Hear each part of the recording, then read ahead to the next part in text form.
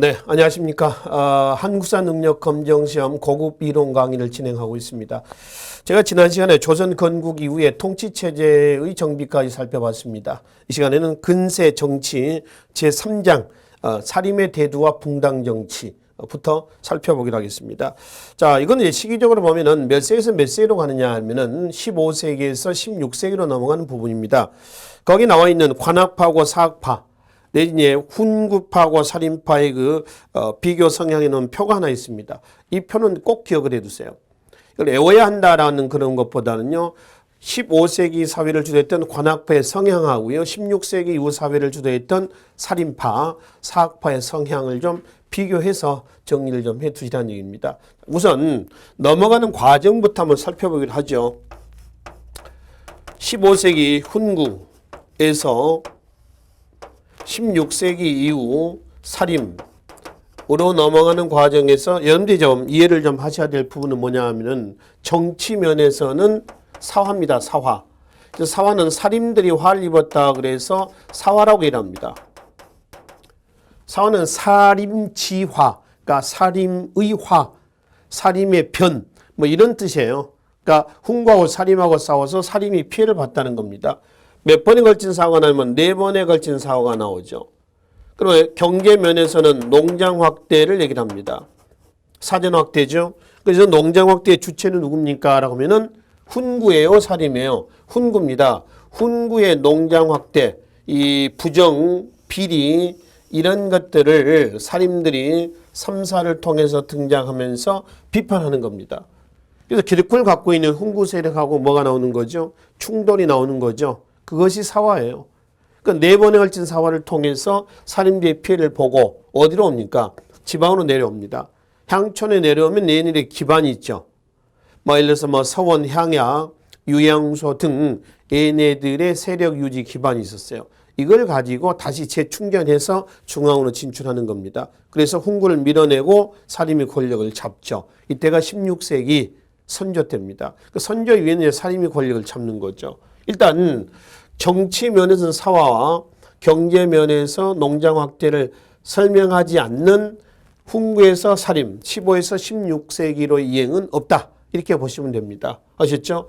그럼 여기서 이제 훈구파하고요, 살인파의 동향 성격을 좀 보시는데 훈구란 얘기는 단종 다음에 누가 나오죠? 세조가 나오죠. 세조 다음에 누구예요? 예종이죠. 예종 다음에 누가 나와요? 성종이 나옵니다. 그 다음에 연산군이 나오는 거죠. 그 다음에 중종 반정에서 중종이 나오죠. 그 다음에 인종과 명종이 나옵니다. 그건 나중에 보기로 하고요. 일단 훈구란 얘기부터 좀 보기로 하겠습니다. 훈구라고 하는 것은 어떤 뜻이냐면은 훈구는 세조의 즉위에 공훈을 세운 구세력이라는 뜻입니다. 그러니까 훈구란 얘기는 언제 이후에 나온 얘기냐면은 세조 이후에 세조의 즉위에 공훈을 세운 구세력, 그래서 훈구란 얘기가 나와요. 그러니까 세조 이전에는 훈구란 얘기는 없다 이렇게 보시면 돼요. 구세력은 누구냐라고 하는 거죠. 바로 15세기 사회를 주도했었던 누구예요? 관학파들, 혁명파 사대부들 있죠. 정규 관학 출신들, 얘네들이 여기서 얘기하는 구세력이 된다라고 하는 것이죠. 이제 세조, 예종, 성종, 연산군이 나왔는데 성종대 와서 살인들이 이때 처음으로 중앙에 진출한단 말이에요. 살인들이 이때 처음으로 진출했던 배경은 세조를 즉위를 시켜놓은 훈구 세력들이 지나친 정치, 경제적인 비리와 폐단을 야기하는 겁니다. 그러니까 세조, 예종, 성종대 계속되면서 성종이 살인들을 뭐를 통해서 등장시키냐면은 삼사죠, 삼사. 사헌부, 사관원, 홍문관입니다. 이걸 통해서 등용을 해서 지나치게 비대진 이 세력들을 견제하려고 했었어요. 걔네랑 이제 충돌이 나오는 겁니다. 그것이 연산군대 때 시작됐던 무오, 갑자. 그 다음에 연산군 다음에 누가 나오죠? 중종 반정 나오죠.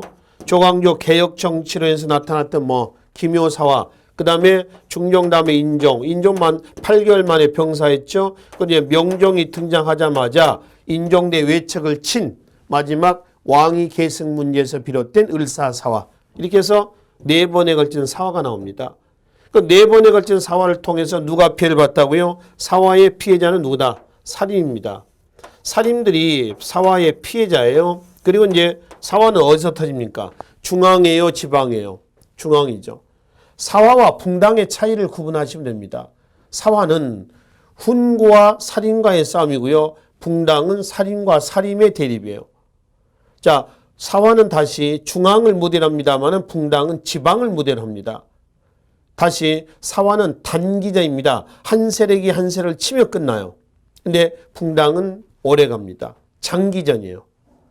그러니까 붕당은 나쁜 얘기는 아닙니다. 좋은 얘기예요. 붕당이라고 하는 거는. 근데 이게 계속 진행되면서 변질이 돼서 문제가 생기는 거죠. 붕당이 첫 번째로 변질된 것이 당쟁입니다. 싸우는 거죠. 당끼리 싸우는 겁니다.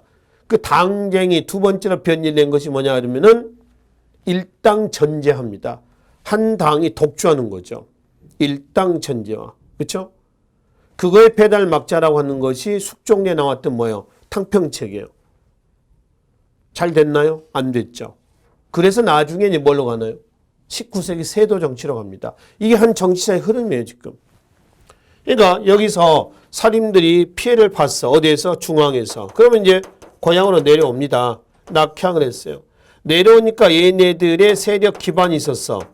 서원, 향약, 예학, 보학, 유양소 또는 청금록, 향안, 향사례, 향음주례 전부 살인의 지위 유지 기반이에요. 여기서 다시 재충전합니다. 재충전해요.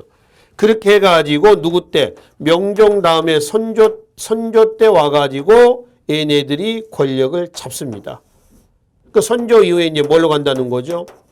붕당 정치로 가는 거죠. 누구? 살인과 살인 간에 지방에 이런 것들을 근거로 오래 갑니다. 장기전이라는 얘기 장기전. 그렇죠? 그래서 동인과 서인으로 나눠지면서 이제 시작이 돼 나가는 과정입니다. 요 과정이요. 흐름 이해하시고요. 그 이제 4대 사화 그러면 순서대로 기억을 하십니다. 무호, 갑자, 기묘, 그다음에 을사사화 이렇게 나오는 것이죠. 그렇죠? 그럼 여기서 이제 훈구와 살인의 성향을 잠깐 좀 보고 갑시다. 교재 그 3장에 바로 밑에 훈구와 살인의 성격 표가 좀 나와 있어요. 이 표는 조선 사회를 이해하는 데 가장 기저가 되는 부분들입니다. 그러니까 요 내용들은 외우실 필요 없지만은 이해는 좀 하시고 넘어가시라는 얘기입니다. 전반적으로 전자 왼쪽에 있는 관악파, 훈구파, 얘네들이 집권했던 요 시가 15세기입니다. 15세기 사회하고 이제 16세기 이후에 살인들이 집권했었을 때의 모습들이다. 라고 이제 비교를 하시면 돼요. 아시죠? 그 내용들은 여러분들이 그대로 읽어보시면 되고요. 역사 의식과 사상만 좀 보기로 하겠습니다. 전자는 이제 중앙 집권을 추구했던 고려 말로 거슬러 올라가면 역성혁명파 사대부. 그러니까 뭐 정도전, 조준 이런 계열이고요. 또 15세기 국호가 단군조선의 후계자입니다. 그러니까 역사의식도 단군조선을 추앙하는 그런 분위기고요. 후자는 살인들이죠. 온건개혁파 세력들이에요. 정몽주, 길재 뭐 이런 사람들 여기 해당이 되는 거고요. 얘네들은 오로지 성리학. 그러니까 우리가 성리학 명분론에서 말씀드렸죠.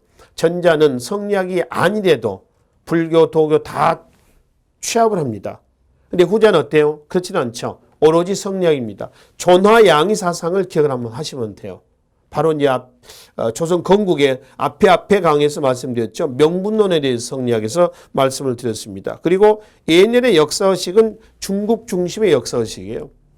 그래서 중국 중심의 역사의식을 토대로 해가지고 얘네들은 단군조선보다는 기자조선을 추앙을 합니다. 그러니까 15세기 민족문화가 계승이 안 되는 거예요. 좀 다운된 분위기입니다. 이거에 대한 반성과 비판이 18세기에 뭘로 나오죠? 현실 개혁의 학문이다라고 하는 뭘로? 실학으로 나오는 겁니다. 그러니까 한국사의 흐름, 조선사의 흐름은 그렇게 넘어간다라고 보시면 됩니다. 전자 세력이 15세기, 후자의 사학파, 얘네들이 16세기 이후 사회를 주도했다라고 이제 구분하시고요. 그리고 살인들이 중앙에 처음으로 진출하게 된 배경은 언제다? 성종대 때다. 지나치게 비대해진 훈구 세력을 견제하기 위해서 3사를 통해서 등장해서 두 세력 간의 싸움이 일어났다. 그걸 우리는 사화라고 한다. 그 사화의 4번에 걸친 사화 내용을 첫 번째 다음 장으로 넘어가 보시겠습니다. 제일 먼저 연산군 4년에 뭐가 있죠? 바로 무호사화가 있습니다.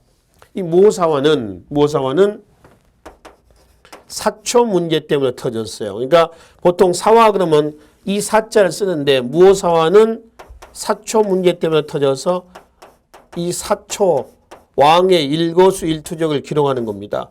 저 사 대신 이 사자를 쓰기도 한다. 이 사 대신 이 사자를 쓰기도 한다. 이렇게 이제 보시면 돼요. 사초에 어떤 내용이냐면 조의제문이라고 하는 사초가 있습니다. 이 조의제문을 의제를 조문하는 글이다라고 하는 거죠. 의제를 조문하는 글, 조의제문이었죠. 그럼 여기는 의제는 누구냐는 얘기예요. 중국에서 보면은 중국에서 한나라 건국 전에 그 유방에게 우리 여러분들 초한지로 좀 거슬러 올라가 봅시다. 잠깐만 초한지로 한번 거슬러 보면은 소설 초한지에 보면은 초나라하고 한나라가 나오죠. 한나라 세웠던 사람이 유방 아닙니까? 그죠? 초나라 세웠던 사람이 항우예요, 항우. 그래서 이제 여기서 누가 승리하냐면 초한지에 싸워서 누가 유방이 승리해가지고 나중에 한나라를 건국을 하잖아요. 진나라에서 이제 한나라 넘어오는 겁니다. 근데 여기서 의제는 누구냐 이거죠. 의제는 초나라의 원래 제후입니다. 근데 항우가 누구를 죽인 거예요? 의제를 죽입니다. 조카인데 죽였어요. 그 제의를 찬탈한 거죠. 근데 이거는 이제 연산군대 때에, 성종대 때에 살인들이 처음 등장한다고 그랬잖아요. 삼사를 통해서 이 살인들 등장했던 살인이 사관에, 김종기라는 사람이 사관의 자리에 있었을 때에 세조의 왕이 찬탈을, 조카를 죽이고 세조가 왕위를 찬탈한 것을 항우가 조카 의제를 죽이고 제의를 찬탈한 거하고 빗대어가지고 써놓은 거예요. 이게 사초입니다. 그리고 나서 이제 김종기는 죽었어요. 김종기의 제자가 누구냐면 김일손이라는 사람인데요. 김일손이가 연산군대 때 성종이 죽자 사관들이 써놓은 사초를 가지고 왕조실록을 쓰게 되는 거죠. 이제 성종대 때 사초를 수거를 했는데 누가 본 거예요? 연산군이 열람을 하는 거죠. 원래 이제 사초라든가 조선왕조실록은 왕이 열람하면 안 됩니다. 왜요? 객관성 상실이죠. 만약에 그걸 봤을 때 나쁜 내용은 다 빼버릴 거 아닙니까? 그래서 역사는 정치가 관여해서는 안 된다라고 하는 거죠. 한때 한국 사회에서도 국정교과서 논란으로 상당히 문제가 좀 대두가 된 적도 있었어요. 그렇죠? 그러니까 정치가 아무래도 역사에, 국사에 이런 분에 관심을 갖게 되면은 자기네들한테 불리한 내용들은 다 빼버린다는 겁니다. 왜곡이 된다는 거죠. 그건 안 된다는 거죠. 객관성 상실이라는 얘기입니다. 세종 있잖아요. 세종의 아버지가 누구죠? 이방원이죠. 태종 아닙니까? 태종이 지금 태종이 그 옛날 그때 같은 일을 했다면은 거의 폐륜화 수준이죠. 그렇잖아요. 형제를 죽이잖아요. 천안별 다 목치죠. 주위에 있는 사람들 다 죽이잖아요. 걸리작거린 사람들. 그게 태종대 때에 소위 실정이면서 업적입니다. 그렇죠? 평가하기에는. 그럼 그의 아들이 누구예요? 세종 아닙니까? 그러니까 세종은 아버지 태종실록에 대해서 관심을 굉장히 많이 가졌을 거예요. 과연 역사는 우리 아버지에 대해서 어떻게 기록했을까? 이런 부분들이거든요. 여러분 같으면 궁금하지 않겠습니까? 그래서 세종이 사실은 태종실록, 아버지 실록을 열람을 하려고 부단한 노력을 합니다. 결국 열람이 안 돼요. 못 받습니다. 그게 역사거든요. 근데 연산군이 아버지 성종대 때 써놓은 사초를 열람을 해버렸는데 그 내용 중에 이게 있는 거예요. 조의제문. 그러니까 조의제문 내용은 뭐가 이렇게 딱 겹치는 그림이 나오는 거죠. 삼촌이 조카를 죽이고 이렇게 되는 거죠. 그렇잖아요? 그러니까 결과적으로 이제 이 살인들은 세조 이후의 왕통을 부정하고 있는 이런 양상으로 비치게 되는 겁니다. 온건파 4대부는 절대적인 군주관을 견지한다고 그랬죠. 한 번 군주면 영원한 군주다. 근데 혁명파 4대부는 그게 아니었죠. 대의명분에 입각한 군주관을 견지합니다. 그러니까 뭐 그럴 수 있지 않느냐. 명문에 따라서 바뀔 수 있지 않냐. 이거였거든요. 살인들은 안 그랬어요. 그래서 김종기가 써놨는데 김종기가 갖고 있다가 이제 죽었단 말이에요. 그 이제 김일성이가 이제 스승이 갖고 있는 사초를 연산군대 성종실록 쓰는데 가지고 왔는데 왕이 열람해 보니까 이게 있다는 얘기입니다. 안 그래도 연산군의 파행적인 정치에 대해서 살인들이 자꾸 반기를 들고 있는 상황에서 이게 나오자 연산군이 김종직 부관 참시 이미 죽은 시체를 갈아서 엎어버린 거죠.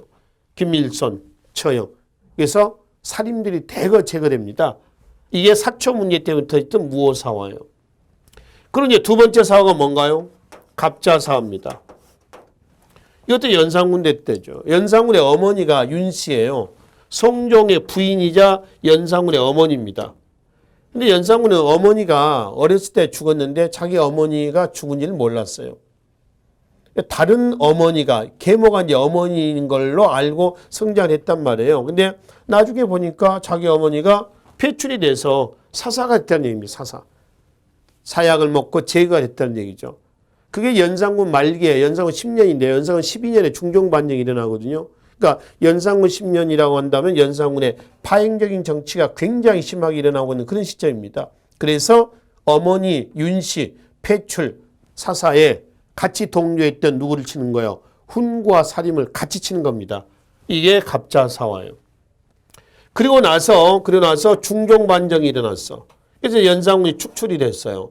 그러니까 중종이 즉해가지고 개혁 정치를 추진했던 누가 제거됩니까? 조광조가 제거됩니다. 그게 이제 기묘사화입니다. 이 기묘사화의 조광조 개혁 정치 내용은 여러분들이 기억을 좀 해 두세요. 아셨죠? 그 기묘사화로 좀 넘어가서 살펴봅시다. 조광조 개혁 정치의 내용 좀 보세요. 혈량과 추천해서 인재를 뽑자. 시험 말고 시험에서 인재를 뽑다 보니까 인간성 평가가 안 되더란 얘기입니다. 그래서 혈량과 추천해서 인재를 뽑자. 그 다음에 공론 정치를 표방하고 있죠. 공론 정치. 그러니까 이거 국왕의 독주를 막자는 겁니다. 그 다음에 사림 조광조는 불교와 도교 행사를 폐지를 합니다. 특히 도교 행사를 주관했던 뭐가 있어요? 소격서가 있죠. 소격서 혁파예요. 사림들은 중국 중심의 역사의식을 가진다고 그랬습니다. 초제라고 하는 건 말이죠. 소격서에 주관했던 초제는 하늘에 대한 제사거든요. 그러면 하늘에 대한 제사는 누가 하는 겁니까? 천자가 하는 거죠. 제천 행사니까 제천. 하늘에 대한 제사. 그러니까 하늘에 대한 제사는 하늘의 아들이 하는 겁니다. 그럼 천자 하늘의 아들은 누구냐?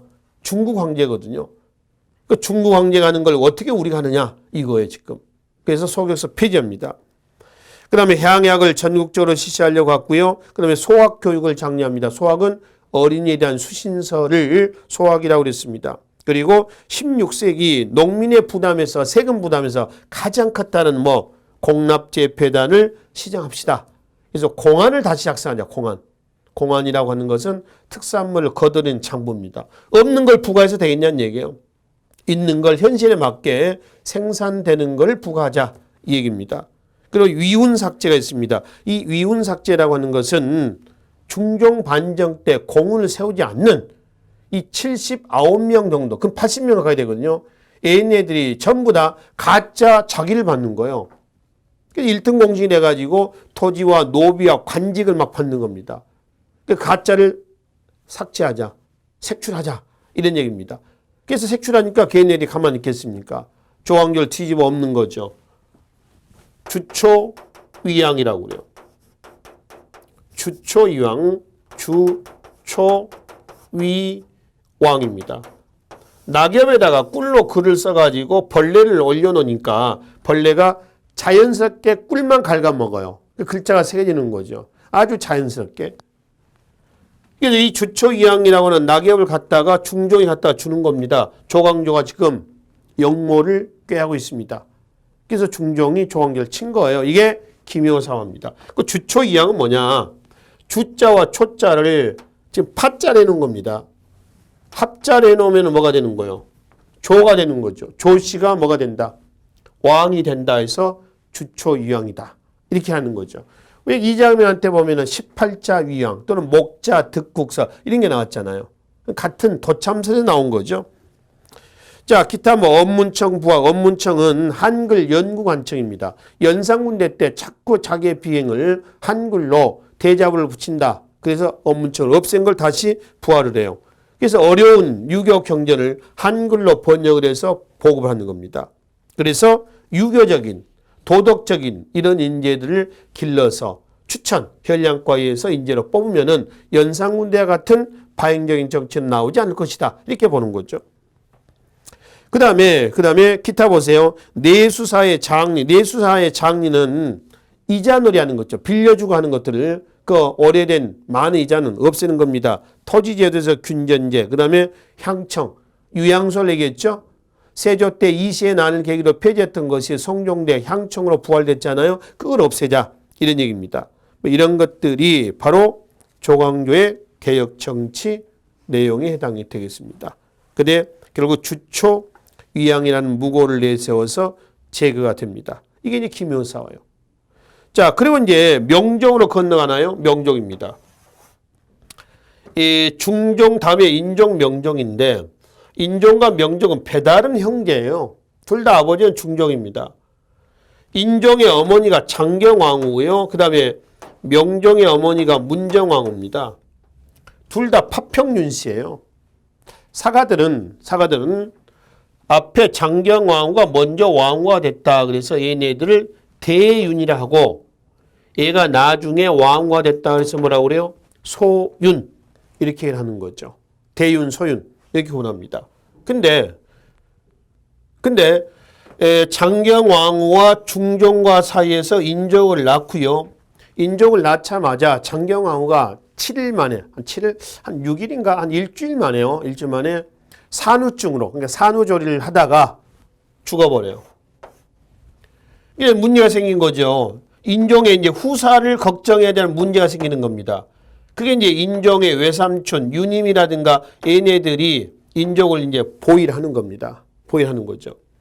근데 이제 중종의 또 다른 계비가 되는 거죠. 이 문정왕후하고 중종 사이에서 누가 태어난 거예요? 명종이 태어난 겁니다. 이 명종의 이제 어머니의 이제 남동생들이요. 윤원영이라든가 얘네들이 이제 소윤파가 되는데요. 얘네들하고 대윤파하고 소윤파하고 이제 차기 대권 주자 경쟁이 일어나는 겁니다. 얘네는 얘 자손을 얘를 왕으로 왕세자로 임명을 해서 왕세제가 되는 거죠. 왕위를 계승하려고 한 거죠. 그러니까 얘네를 굳이 제거하려고 하는 그런 노력들을 전개를 하는 겁니다. 그러다가 인종이 8개월 만에 병사를 해요. 1년도 안 되고. 그래서 명종이 즉위합니다. 12살에 등장하자 어머니 문정왕후가 섭정을 하면서 예전에 자기네들을 견제했던 얘네들 정치인 보복을 하는 거죠. 이게 왕위 계승 문제 때문에 터진 뭔가요? 마지막 기묘사화 다음에 을사사화가 되는 겁니다.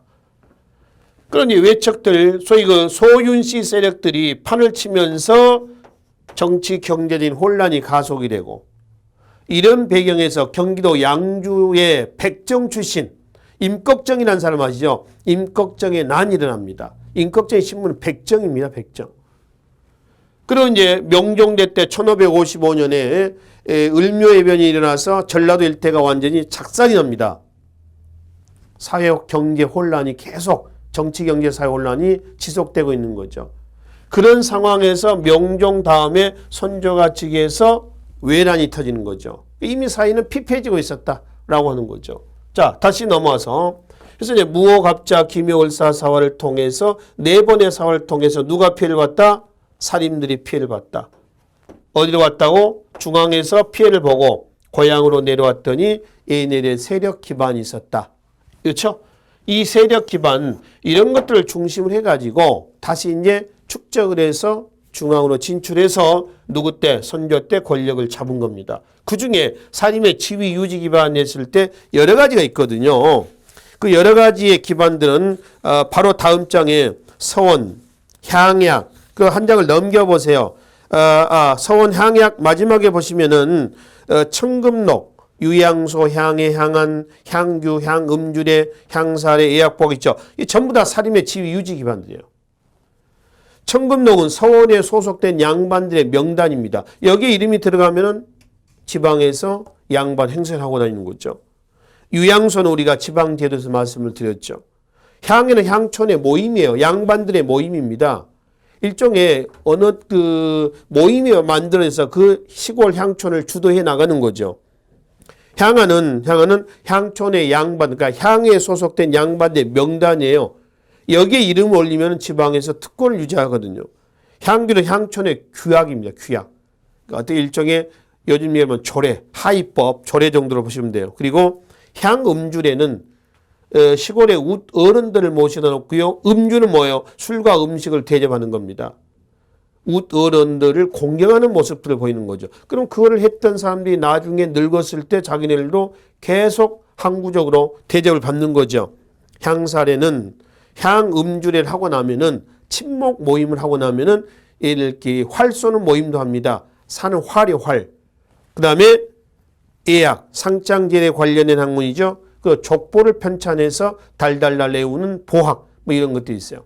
이것들이 향촌에서 얘네들이 세력을 유지할 수 있는 기반입니다. 이게 있었기 때문에 제기해가지고 권력을 잡을 수가 있었던 거예요. 그 중에 서원과 향약을 좀 살펴봅시다. 서원은 두 가지 목적이 있습니다. 유교 선현에 대한 제사, 자제 교육입니다. 최초의 서원은 중종대 때의 백운동 서원입니다. 자, 바로 밑에 보시면은 최초의 중종대 풍기군수 주세붕이라는 사람이 안양, 성리학을 우리나라에 소개한 안양을 제사하기 위해서 세웠던 백운동 서원이에요. 중종대 때입니다. 이때죠. 근데 명종대 때 그 풍기군수로 그대로 부임했던 이황이 건의를 해가지고 백운동 서원을 사액을 시킵니다. 사액 서원은 왕이 현판을 직접 써서 내려주는 서원이에요. 이런 서원은요, 면세, 면역의 특권을 갖거든요.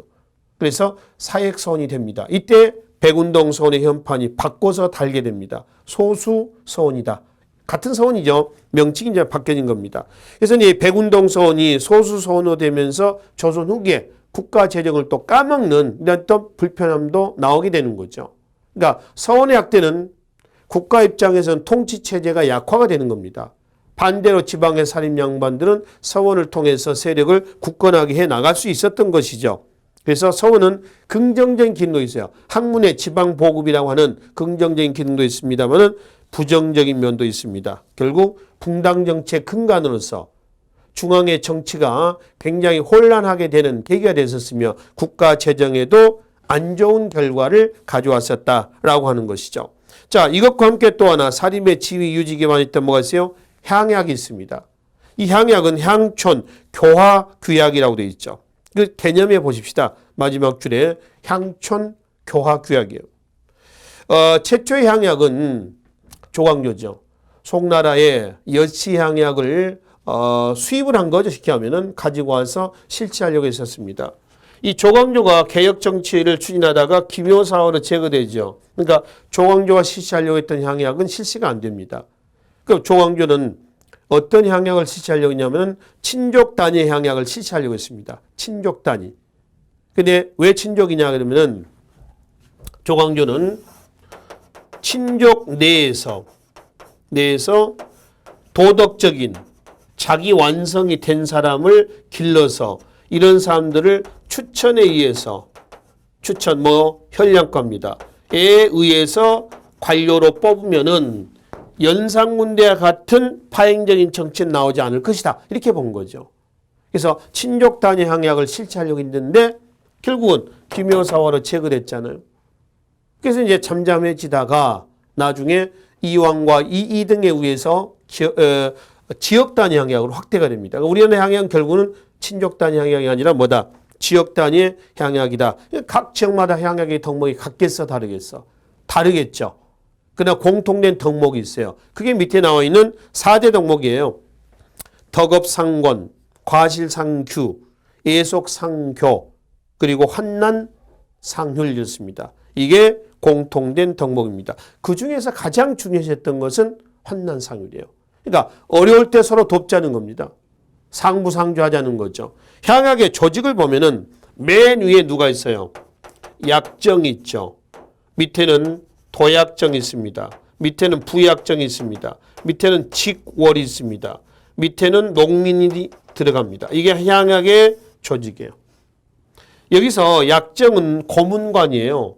이건 도약정은 회장, 부약정은 부회장, 지골은 총무, 그리고 농민은 그 지역의 농민 자동적으로 포함이 됩니다. 이게 예를 들어서 이왕이 설치하려고 했던 실시하려고 했던 예안향약이다라고 한다면은 안동 쪽 아닙니까? 예안 경상북도 예안향이라면은 예안 지방에 예를 들어서 A라고 하는 관리가 파견이 됐습니다. 조선 때 그 중앙제도에서 보면은 지방관 파견에서 대해서 나왔죠. 임기제도하고 상피제도가 적용된다고 그랬습니다. 그러니까 자기 고향 사람 아니에요. 또 이따가 갈 사람입니다. 뭐 수령 같으면은 임기가 얼마라고요? 5년이거든요. 1800일이에요. 그럼 수령으로 왔어, A가. 와서 농민들한테 야, 삽 들고 모여라. 도로 좀 만들어 보자. 근데 농민이 관리의 말을 안 따라요. 이 농민은 대다수 소작농입니다. 지주죠. 이 양반 지주의 땅을 소작하고 있는 농민이고요. 거주 이전에 자유도 없고. 그렇죠? 얘네는 이 사람은 떠날 사람이에요. 임기제도입니다. 고향 사람도 아닙니다. 안면도 없어요. 그러니 관권의 관리의 말이 영이 서겠냐는 얘기예요. 안 선다는 얘기예요. 영이 서질 않습니다. 그렇죠? 그러니까 지방의 양반들은 향약이라는 조직을 통해서 향민들을 옴싹달싹 못하게 쥐고 있는 겁니다. 이런 향약이 조선시대 때 전 지역에 이렇게 있다라고 칩시다. 그러니까 향약의 확대는 중앙집권이에요. 향촌자치예요. 향촌자치다. 국가의 통치에 있어서는 서원이나 향약이나 부정적인 면이 더 강해요. 그렇죠? 여러 가지 측면에서 부정적인 면이 좀 강했다라고 하는 겁니다. 그래서 대표적인 사림의 지휘지 기반이 이런 것들이요. 기타 아까 말씀드렸던 밑에 박스 내용 있죠? 그런 것과 함께. 여기서 이제 다시 낙향을 해서 재충전하는 겁니다. 그래서 이제 선조 때 권력을 잡고 붕당 정치로 넘어가게 되는 거죠. 그러니까 붕당 정치 전개 과정은 선조 때부터 해서 계속 진행됩니다. 세도 정치까지 변질돼 가지고 진행이 돼 나가는데요. 선조 때에 사림들이 동인과 뭐로 나눠지나요? 서인으로 나눠지면서 시작이 됩니다. 여기서 말이죠.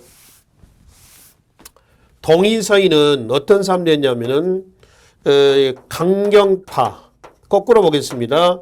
옹건파 들이 얘네되는데요. 이 강경 옹건은 뭐냐면은 선조 앞에 왕이 누구예요? 명종이죠.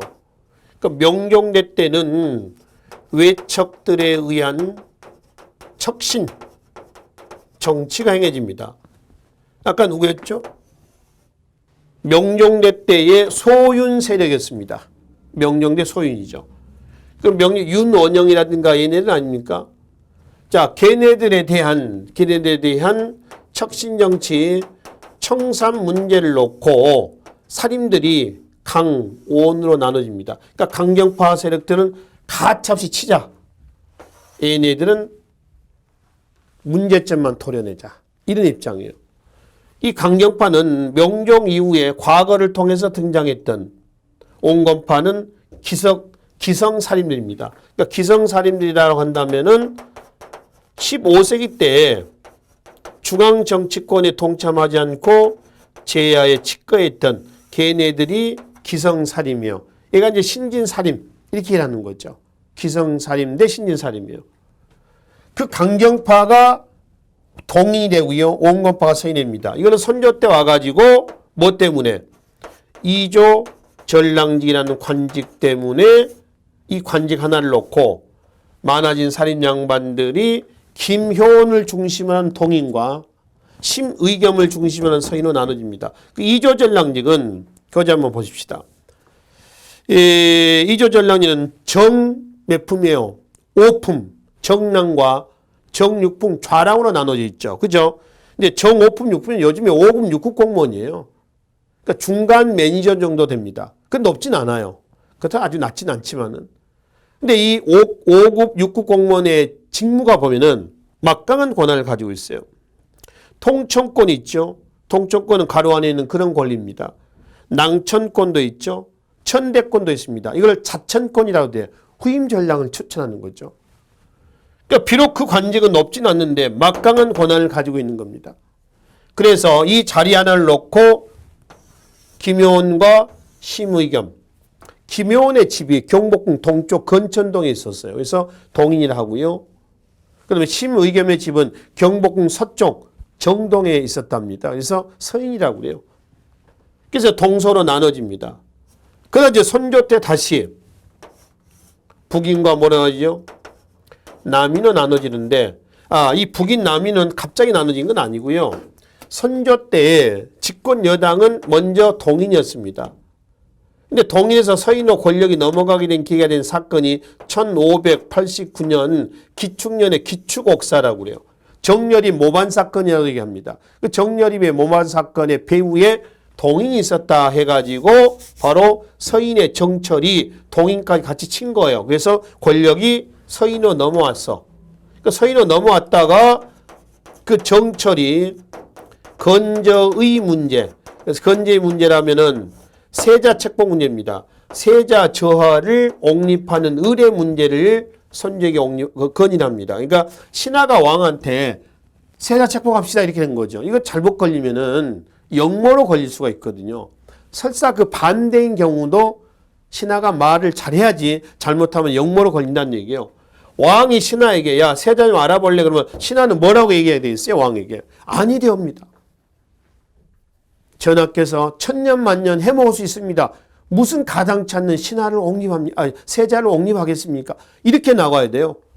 근데 왕이 신하에게 야 세자 좀 알아볼래? 그러면 네 그러면 어떻게 해요?